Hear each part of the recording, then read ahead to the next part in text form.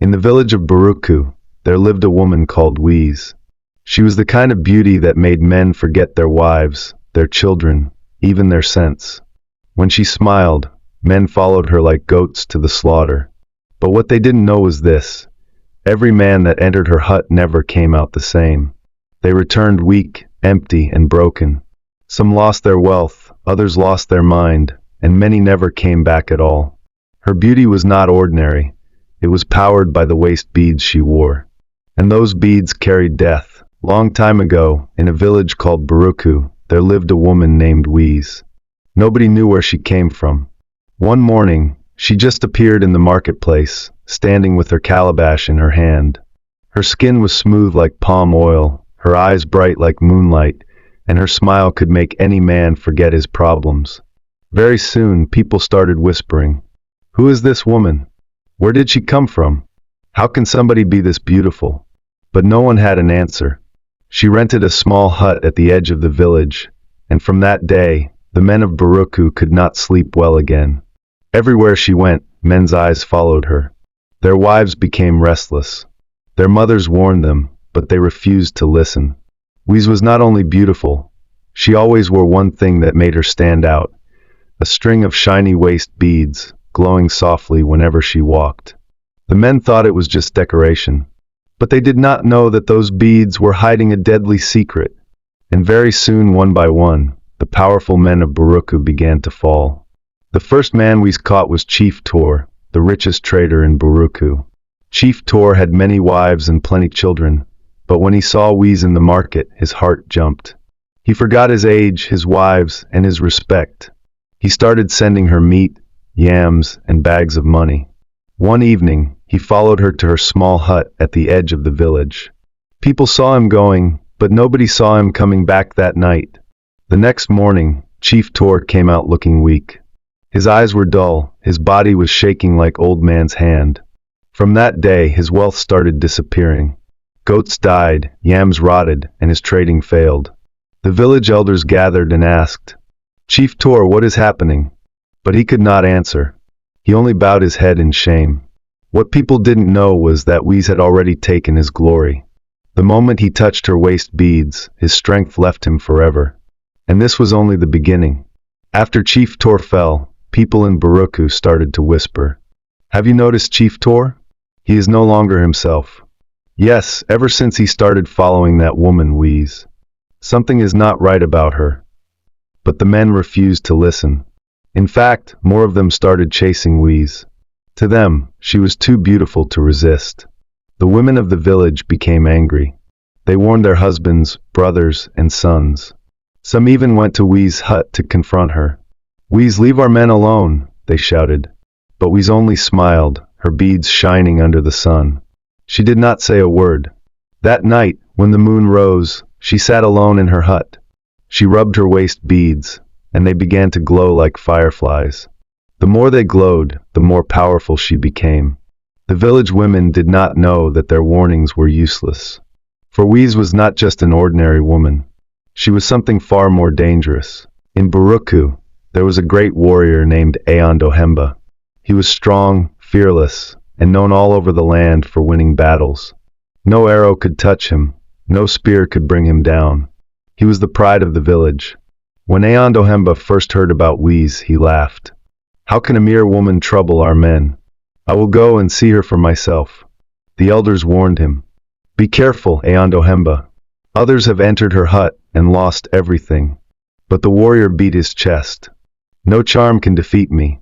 That evening, he went to Wuese's hut. She welcomed him with a smile sweeter than honey. He sat down, proud and confident. But as the night went deep, Wuese began to dance. Her waist beads shone brighter than the moon. The warrior's eyes followed the glow. Slowly, his strength began to leave him. His chest felt heavy. His arms became weak. By morning, the fearless warrior of Buruku could not even lift his own spear. The people were shocked. The man they trusted to protect them was now broken, his glory gone, stolen by Wuese. And still nobody could stop her. Soon it was not only the elders and warriors that Wuese targeted. Even the young men of Buruku started falling into her trap. Whenever she walked through the market, The boys stared until their mothers pulled their ears. Some of them would sneak out at night, hoping to meet her secretly. One by one, they started disappearing. Mothers cried in the streets, calling their sons names. Quack! Turna! Do! But the boys never returned. People whispered that Wuese kept them in her hut, trapped like goats waiting for slaughter. Others said she used them in the midnight, feeding her waist beads with their youth and strength. The truth was scarier. Once they touched those beads, their lives were no longer theirs. Wuese had already swallowed their glory. The village grew fearful. Fathers locked their doors at night. Mothers prayed to the gods. But still, Wuese walked freely, her beads shining, her beauty untouched. Buruku was slowly dying, and no one had the power to stop her. After many sons vanished, the people of Buruku began to have strange dreams at night. Old women dreamt of snakes crawling into their huts. Hunters dreamt of fire burning their farms. Even children woke up crying, saying they saw Wuese standing by their beds, her waist beads glowing in the dark. The elders gathered in the village square. "This is not ordinary," one elder said. "Her beauty is a mask. She is using something stronger than us." But the men were divided. Some still defended Wuese. "She is just a woman. Maybe it is jealousy making people lie about her." Others were afraid to speak at all. They feared that if they mentioned her name at night, something bad would happen to their families. Meanwhile, Wuese sat alone in her hut, smiling to herself. She knew the dreams were a warning. Her beads were becoming too powerful, too hungry. If she did not feed them with new victims, they would soon turn against her. When the strange dreams refused to stop, the people of Buruku went to meet the chief priest, an old man named Orca. He lived near the sacred forest, far from the village. His hair was white like cotton, and his eyes carried the weight of many secrets. The elders explained everything. "Chief Tor has fallen. Our warrior Hemba has no strength again. Our sons are disappearing. Dreams are tormenting us. We believe it is the woman called Wuese." Orca closed his eyes for a long time. When he finally spoke, his voice was heavy. "You are correct. Wuese is not an ordinary woman. She is using waist beads from the spirits of the river. Those beads are not for beauty. They are for stealing glory." The elders gasped. "What can we do?" The priest shook his head. "She cannot be stopped by strength. She feeds on men's desire. If you fight her directly, you will lose. The gods say only a man who carries purity of heart can face her and survive." The villagers looked at one another. Who among them could be that man? The answer had not yet come, but soon, the gods would send someone. Not long after the chief priest spoke, a young man named Boma arrived in Buruku. Boma was not like the other men. He was not rich like Chief Tor, not strong like Hemba, and not proud like the village boys. He was simple, quiet, and hard-working. He came from a far village, looking for land to farm and a place to call home. When he entered Buruku, people noticed something different about him. His eyes were clear, his heart calm. Even the elders said, "This one walks like he carries no secret in his chest." Soon, Boma heard about Wuese. People warned him, whispering, "Stay away from her. She has destroyed many men." But Boma only smiled. He was not moved by beauty, nor by fear. The first day we saw him in the market, her heart jumped. She was used to men running after her, but Boma did not even look twice. He greeted her politely and walked away.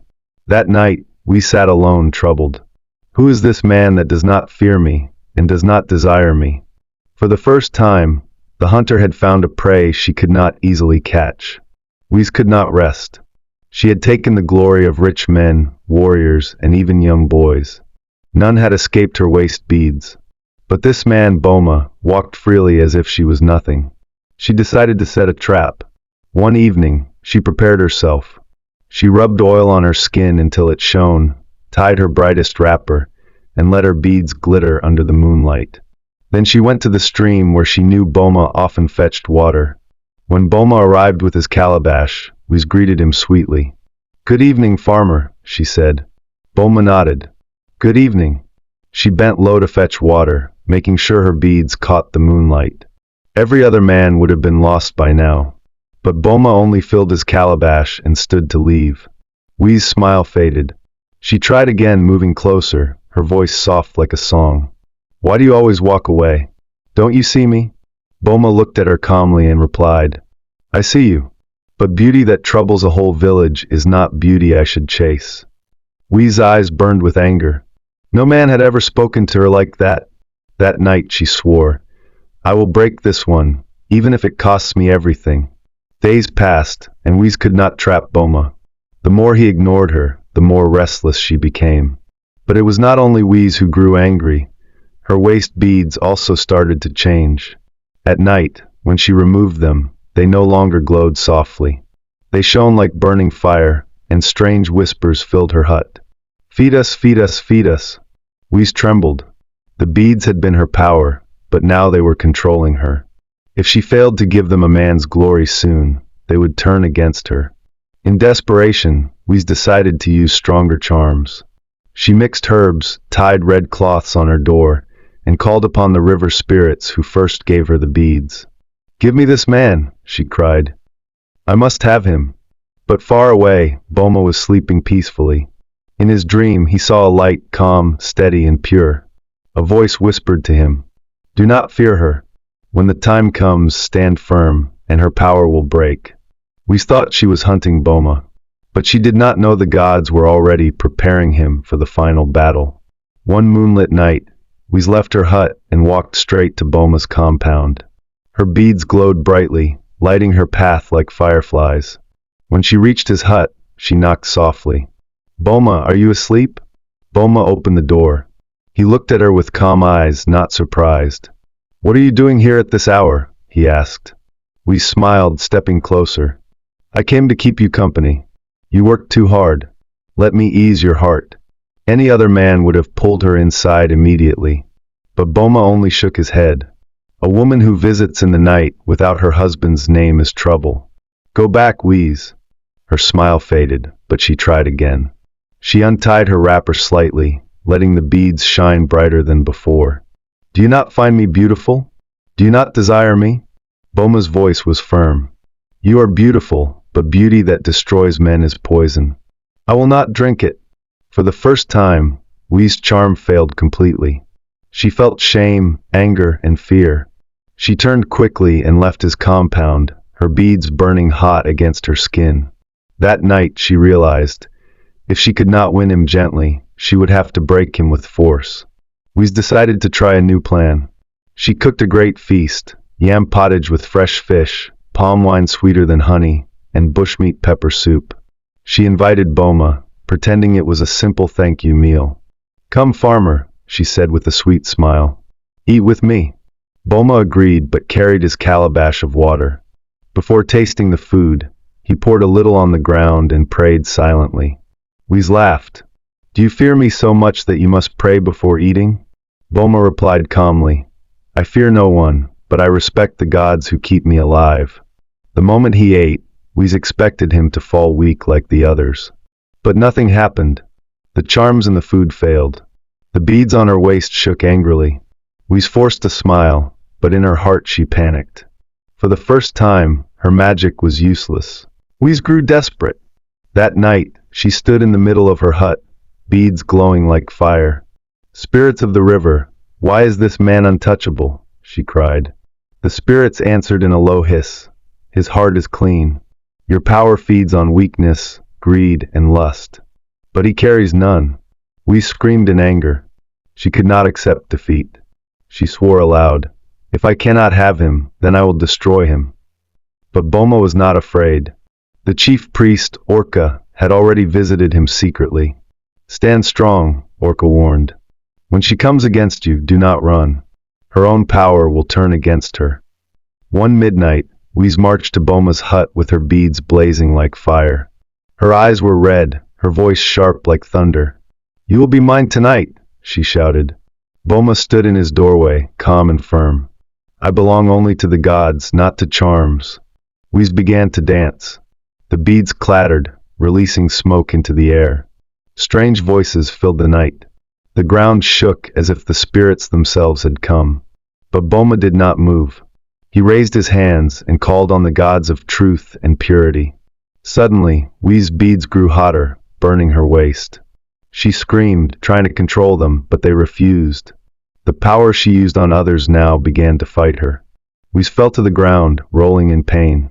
The beads tightened around her waist, cutting deep into her skin. She cried out, "Spirits, save me!" But the spirits answered coldly, "You have fed us enough. Now we will feed on you." Her beauty began to fade. Her smooth skin cracked, her shining eyes turned dull.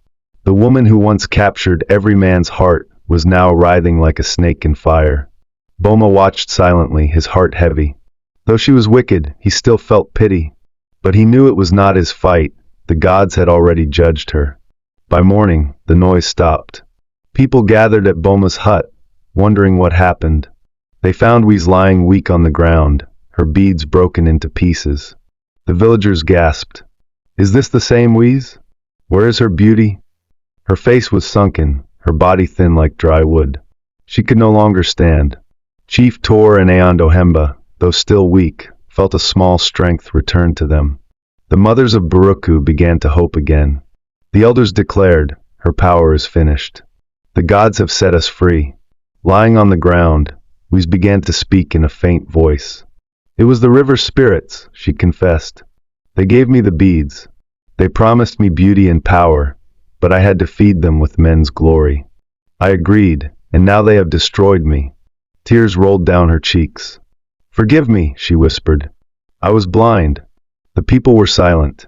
Some pitied her, others spat on the ground. Boma simply said, "The gods have judged. Let her carry her burden."